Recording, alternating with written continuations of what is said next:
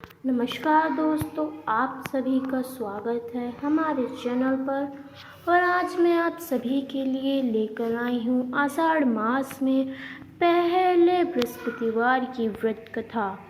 एक बार विष्णु जी शेषनाग पर बैठे बैठे बोर हो गए और उन्होंने धरती पर घूमने का विचार मन में किया। वैसे भी कई साल बीत गए थे धरती पर आए और वह अपनी यात्रा की तैयारी में लग गए। स्वामी को तैयार होता देखकर लक्ष्मी माँ ने पूछा, भगवान विष्णु, आज सुबह सुबह कहाँ जाने की तैयारी हो रही है?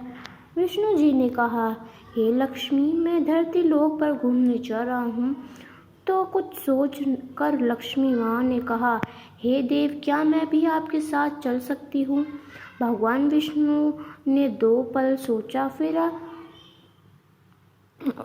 कर लक्ष्मी माँ सोचा, फिर कहा, एक शर्त पर तुम मेरे साथ चल सकती हो। तुम धरती पर पहुंचकर उत्तर दिशा की ओर बिल्कुल मत देखना। इसके साथ ही माता लक्ष्मी ने कहा कि अपनी मनवाली।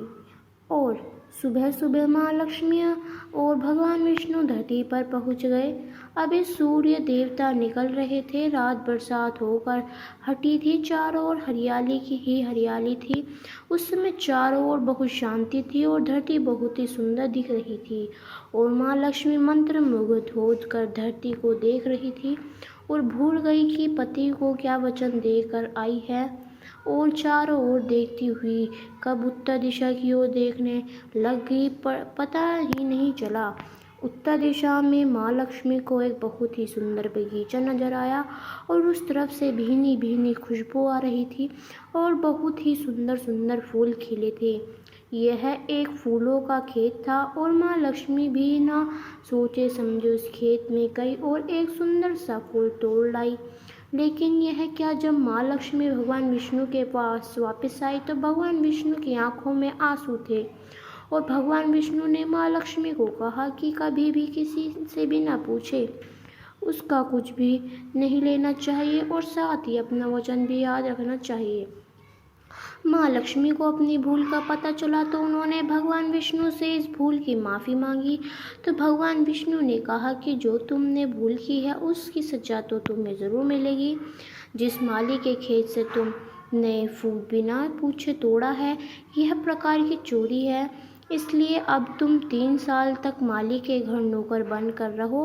उसके बाद मैं तुम्हें वैकुंठ में वापस बुलाऊंगा। माँ लक्ष्मी ने चुपचाप सर झुकाकर हाँ कर दी।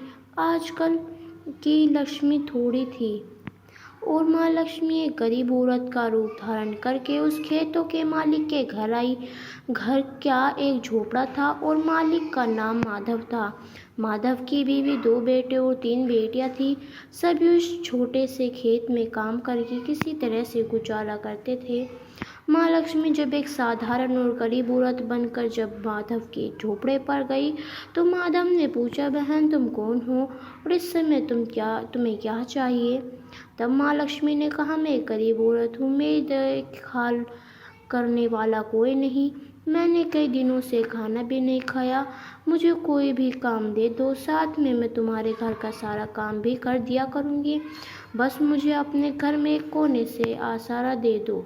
माधव बहुत ही अच्छे दिल का मालिक था। उसे दया आ गई, लेकिन उसने कहा, बहन मैं तो बहुत ही गरीब हूँ। मेरी कमाई से मेरे घर का ही खर्चा मुश्किल से चलता है। लेकिन अगर मेरी 3 की जगह 4 बेटियाँ होती तो मैंने गुजारा करना था। अगर तुम मेरी बेटी ना बनकर जैसा रूखा सूखा हम खाते हैं उसमें तुम खुश रह सकती हो तो बेटी अंदर आ जाओ। माधव ने माँ लक्ष्मी को अपने झोपड़ी में शरण दे दी। लक्ष्मी 3 साल बाद माधव के घर पर नौकरानी बन से बाहर निकली। जब माधव को पता चला कि वह माँ लक्ष्मी थी तो उन्होंने क्षमा याचना की कि माँ लक्ष्मी, हमें नहीं पता था कि आप माँ हैं, हमें माफ़ कीजिए, हमने आपका अच्छे से स्वागत नहीं करा। तब माँ लक्ष्मी ने उसे अपनी सारी कहानी सुनाई। तब माधव को ने माँ लक्ष्मी से क्षमा मांगी और फिर विष्णु जी आकर माँ लक्ष्मी को वैकुंठ धाम वापस ले गए। तो ये थी हमारी आषाढ़ मास में पहले बृहस्पतिवार की व्रत कथा आपको कैसे लगी हमें कमेंट कर ज़रूर बताएं और अंत तक हमारे साथ बने रहने के लिए आप सभी का बहुत बहुत धन्यवाद।